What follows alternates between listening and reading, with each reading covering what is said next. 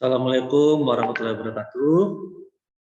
Waalaikumsalam warahmatullahi wabarakatuh. Selamat siang menjelang sore ya. Salam sehat selalu. Akhirnya kita bertemu. Ini adalah pertemuan pertama kita di mata kuliah perpetaan ya. Di saat ini nama saya Hendra Bahar ya, Pak Hendra Bahar.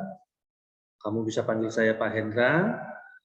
Sini saya sebagai pengampu atau dosen untuk mata kuliah perpetaan. Nah, baiklah, untuk mempersingkat waktu, langsung saja saya share bahan mata kuliah kita ya hari ini. Oke, bagaimana? Suara saya terdengar jelas ya? Halo? Jelas Pak. Ya, terdengar jelas Pak. Oke, terima kasih. Gambar di depan juga sudah terlihat jelas? Pak. Oke. Iya Pak. Ini Sudah masih jelas. cuma teknik pertambangan, karena kebetulan saya kan dari jurusan teknik geologi. Namun saya juga beberapa kesempatan dipercaya untuk mengisi mata kuliah di teknik pertambangan. Ya, ini teknik pertambangan ITAT angkatan 2021 ya, benar ya? Iya Pak. Oh ya benar, baik, terima kasih. Oke, untuk absensi nanti kamu bisa ngetik nama dan nomor mahasiswa di kolom chat ya untuk absensi. Jadi nanti kolom chatnya akan otomatis tersimpan untuk membuat absensi. Jadi nanti ini biar saya bisa punya data siapa saja yang masuk kuliah hari ini. Jangan lupa untuk mengisi nama dan nomor mahasiswa di kolom chat ya. Oke, saya share slideshow. Ya.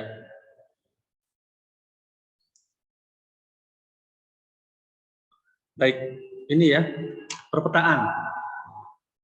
Hari ini ada pertemuan pertama, itu saya, Hendra Bahar, dosennya.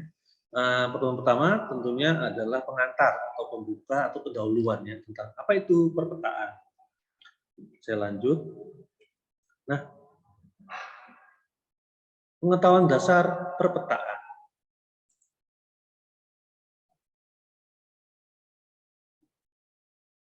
Sebentar.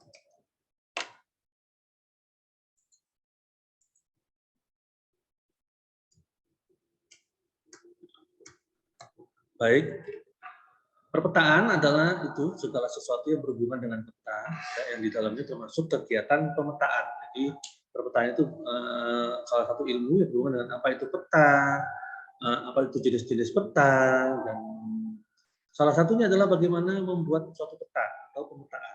Jadi pemetaan ya menurut Pak Sobatnu 2018 itu adalah kegiatan menggambar dari sebagian besar atau sebagian kecil permukaan bumi di atas suatu bidang datar. Jadi permukaan bumi itu digambar di atas suatu bidang datar.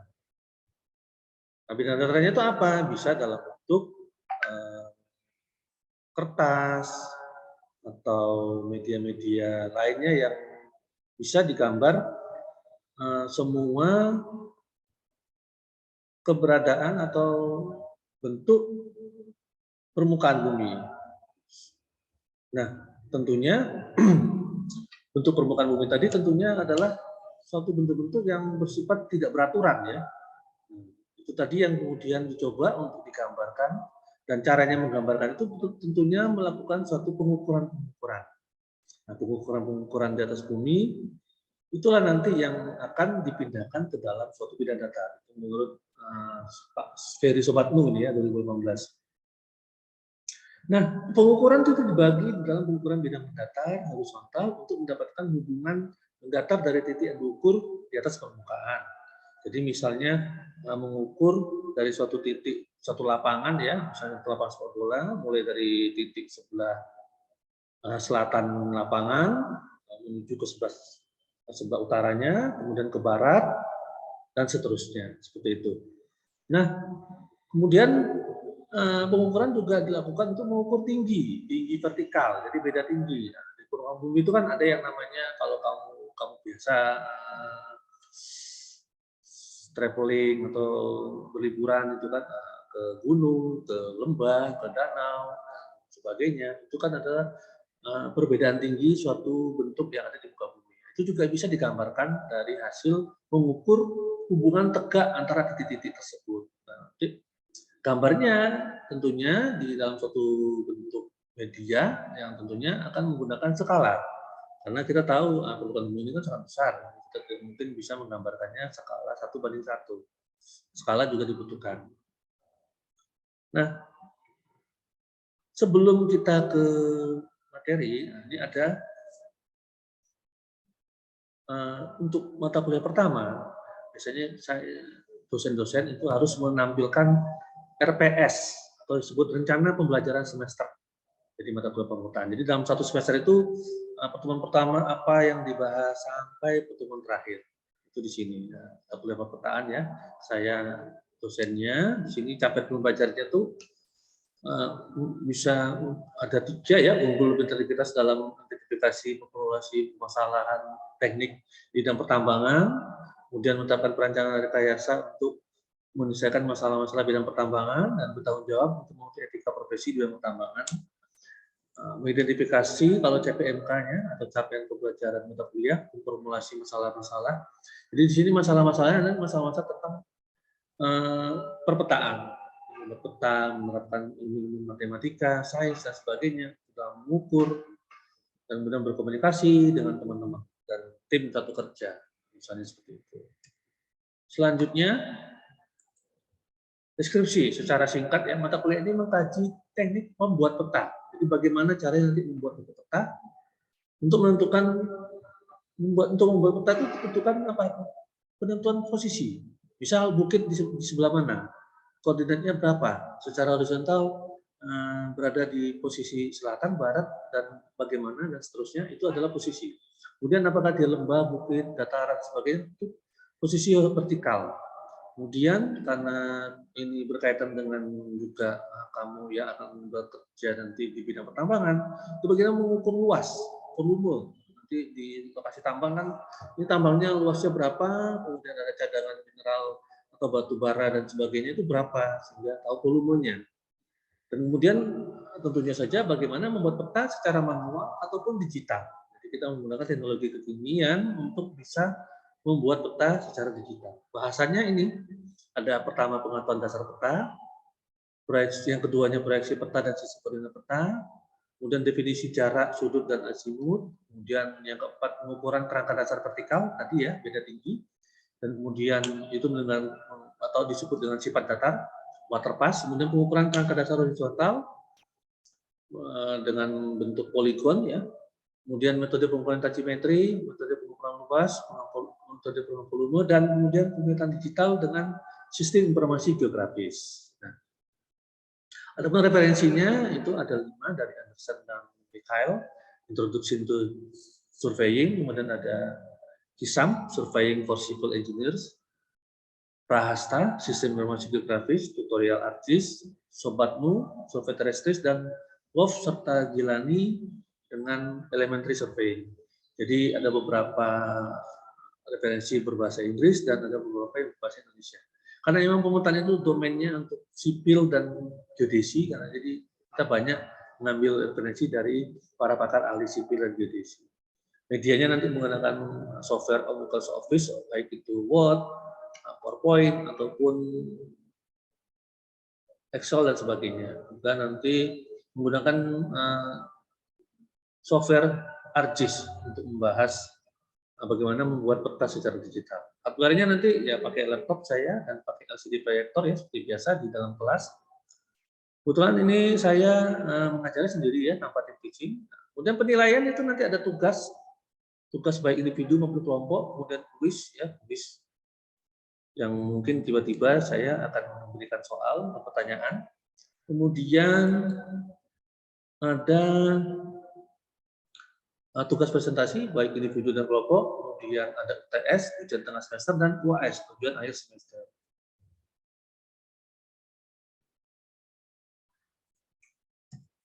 Oke, selanjutnya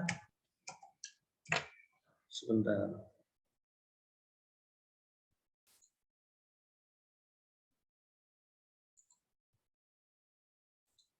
Ya, selanjutnya ini, ini per pertemuan ya. Jadi nanti ada 16 pertemuan plus UTS dan UAS. Jadi pertemuan pertama itu bagaimana memahami pengetahuan dasar tentang perpetaan, kemudian yang mungkin akan kita tambahkan nanti di hari ini ya, dengan apa itu peta, bagaimana pengetahuan memahami peta, dasar-dasar peta itu apa saja, jadi jenis peta apa. Kemudian pertemuan kedua, konsep tentang proyeksi peta. Jadi menggambar bentuk muka bumi dipindahkan dalam media 2 dimensi atau 3 dimensi, perlu ada yang namanya proyeksi dan sistem koordinat, sehingga nanti kita bisa tahu lokasi dan posisinya itu di peta di bumi yang digambarkan di peta itu di mana, apakah di selatan bumi, di utara bumi, dan sebagainya. Kemudian ada memahami konsep definisi jarak, sudut, dan azimut. Jadi untuk terutama untuk posisi horizontal ya, kita mengetahui lokasi sini dengan titik yang akan diukur itu jaraknya berapa, posisinya dari arah utara seperti apa, dan sudut yang didapatkan baik vertikal horizontal seperti apa. Nah, nanti pengalaman belajarnya bisa dari referensi, karena sekarang perpustakaan juga banyak. Selain itu kamu bisa membacakan perpustakaan dari e-book ya, dari jurnal-jurnal yang bisa kamu baca di internet ya, ataupun dari YouTube dan sebagainya. Sekarang kita sudah dibantu ya, dicanggih dengan semua materi-materi pembelajaran yang ada di internet. Kemudian ada yang pertemuan keempat kelima, jadi mungkin di sini diisi dari 2 pertemuan ya, 2 minggu, praktek pengukuran kerangka dasar vertikal untuk menjelaskan tentang beda tinggi atau sifat data. Kemudian pertemuan 6 ke 7 untuk yang kerangka dasar horizontal, posisi satu titik dengan titik lainnya secara horizontal atau poligon. Kemudian pertemuan ke-8-nya adalah ujian tengah semester. Itu ada tes ya terkait pembelajaran yang didapat dari pertemuan pertama hingga ke-7. Kemudian pertemuan ke-9 mempraktikkan metode pemantauan tachimetri ya, untuk mengukur posisi dan lokasi di muka bumi secara. Nah, dalam mengukur ini, dalam kuliah perpetaan ini, selain kita kamu melakukan perpetaan mendapatkan ilmu di kelas, tapi juga ada praktikum. Ada praktikum perpetaan sendiri. Di sana kamu menggunakan beberapa alat, ya. Kita bisa menggunakan total station ataupun theodolit untuk melakukan kegiatan pengukuran, baik itu metode kerangka vertikal, sifat datar, poligon, dan juga metode tachimetri. Kemudian tentunya dikaitkan dengan hubungan kamu di pertambangan, kita akan perhatikan juga pengukuran luas dan volume, itu ada di pertemuan 10, 11, 12, dan 13. Terakhir di pertemuan 14 dan 15 kita sedikit memasukkan cara-cara menggambar peta menggunakan SIG atau sistem informasi grafis. Jadi ada software dan kamu bisa menggambar peta dengan secara digital ya pakai laptop. Ke-16 adalah ujian akhir semester, akumulasi dari bobot tes yang dirancang dari pertemuan 9 ke 6 sampai ke 15. Dan tapi terkadang juga bisa diisi dengan memasukkan seluruh pertemuan dari 1 hingga 15 untuk UAS. Itu ya. Selanjutnya penilaian belajar mahasiswa dinilai dengan penilaian ujian semester, ujian tengah semester, ujian akhir semester, dan beberapa evaluasi tadi yang saya sebutkan, tugas, kuis, dan presentasi, ataupun mungkin ada model-model yang lain dari saya nantinya dalam bentuk tugas dan penilaian nanti. Dan diadakan 1 kali UTS dan 1 kali UAS. Nilai tengah semester itu adalah kumpulan dari beberapa nilai UTS dan tugas, kuis, dan presentasi yang menjadi bobot 50%. Kemudian ada lagi nilai akhir semester, bobotnya 50%. Nah, itu tadi nilai UAS. Ini nilai UAS itu dibobot nanti berapa persen, ditambah dengan tugas, kuis, dan lainnya, dijumlahkan menjadi 50%. 50% nilai tengah semester ditambah dengan 50% nilai akhir semester, itulah nilai total. Jadi nanti kamu akan mendapatkan nilai akhir, misalnya 90. Nah, itu nilai total dari nilai tengah semester dan nilai akhir semester. Ya, mungkin nanti dapat angka A seperti itu. Oke, ini beberapa referensi ya, sama seperti yang tadi saya sebutkan di awal di dalam diagram RPS tadi. Ya, 5 referensi yang kita pakai. Baiklah. Oke, selanjutnya kita masih ada waktu untuk bertanya. Ya. Oke, saya rasa pastinya kamu pasti akan bertanya-tanya ini apa yang harus kita lakukan nanti Pak, atau ada yang kamu belum paham dan belum mengerti, silakan. Oke, silakan. Ada yang mau bertanya? Baik, Pak. Saya ingin bertanya, Pak. Oke, baik Mbak Ijriya, terima kasih. Ya, gimana Mbak Ijriya? Baik, perkenalkan nama saya Hijaria Ramadan Musa. Pertanyaan saya, Pak, metode pengukuran jarak itu dilakukan seperti apa aja, Pak? Oh, oke, siap. Tadi ada jarak gitu ya. Jadi mengukur jarak itu ada 2 macam. Tadi ada berdasarkan secara langsung, ataupun yang kedua adalah secara tidak langsung. Perbedaannya itu adalah secara langsung kita mengukur jaraknya langsung mendapatkan hasil di lapangan. Itu apabila lokasinya tuh sempit dan jaraknya juga dekat. Itu kita bisa menggunakan alat ukur meteran ataupun odometer. Jadi langsung di lapangan kita dapatkan hasilnya. Tapi ada lagi caranya yang namanya metode pengukuran jarak secara tidak langsung. Apabila memang lokasi sangat luas dan panjang, kita menggunakan peralatan bisa disebut geodolit, total station, sehingga dan juga pengukuran sudut menggunakan alat tadi, kita bisa mendapatkan pengukuran di lapangan, namun hasilnya perlu kita olah lagi untuk bisa dapatkan berapa jarak yang sesungguhnya. Namanya pengukuran yang tidak langsung. Oke, masih ada pertanyaan Mbak Jeria? Itu jawabannya. Baik, Pak. Terima kasih, Pak. Terima kasih Mbak Jeria. Oke, mungkin yang lain selanjutnya.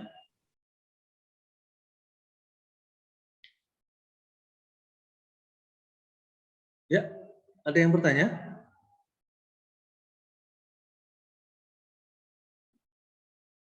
Oh.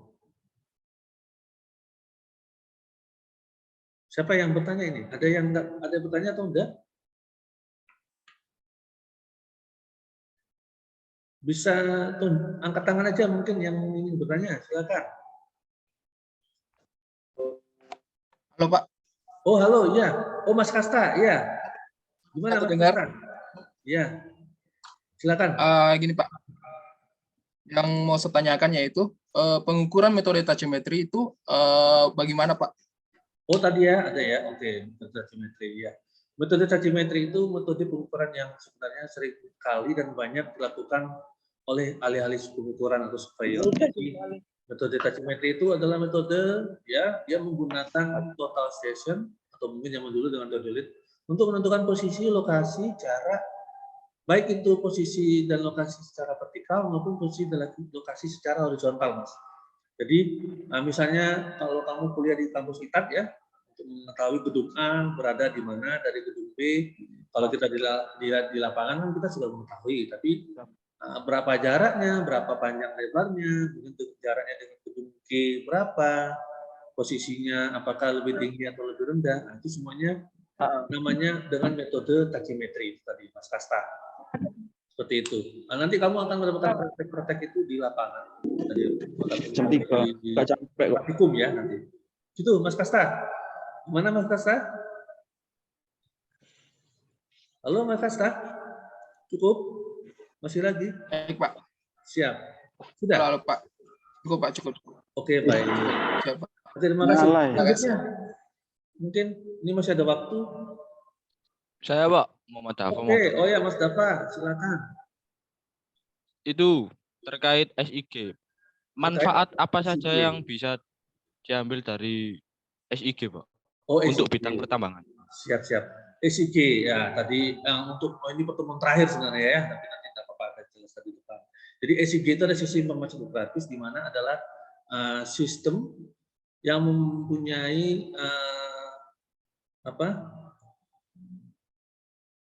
perangkat untuk menyimpan, mengolah, menganalisis data secara digital. Data apa? Data-data yang bersifat berreferensi secara geografis. Jadi ada data-data geografis permukaan bumi, dihitung, digambar, diolah, disimpan di software, namanya software SIG, menggunakan perangkat keras berupa komputer dan sebagainya.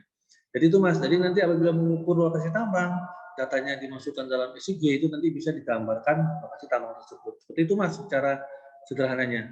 Gimana Mas Dapa? Oh baik Pak, terima kasih penjelasannya Pak. Baik, terima kasih Mas Dapa dan sebelumnya Mas Pasta dan Mbak Ijaria, dan terima kasih juga buat semua yang hadir di mata kuliah saya hari ini, dan semoga kedepannya mata kuliah kita bisa berjalan dengan lancar dan kamu semua mendapatkan manfaat yang cukup dari mata kuliah saya ini. Terima kasih. Saya ucapkan dan saya akhiri. Wassalamualaikum warahmatullahi wabarakatuh. Waalaikumsalam warahmatullahi wabarakatuh. Waalaikumsalam Sehat ya. Terima kasih. Terima kasih Pak. Terima kasih, Pak. Terima kasih Pak. Terima kasih Pak, berkah ilmunya Pak. Terima kasih, Pak. Terima kasih Pak.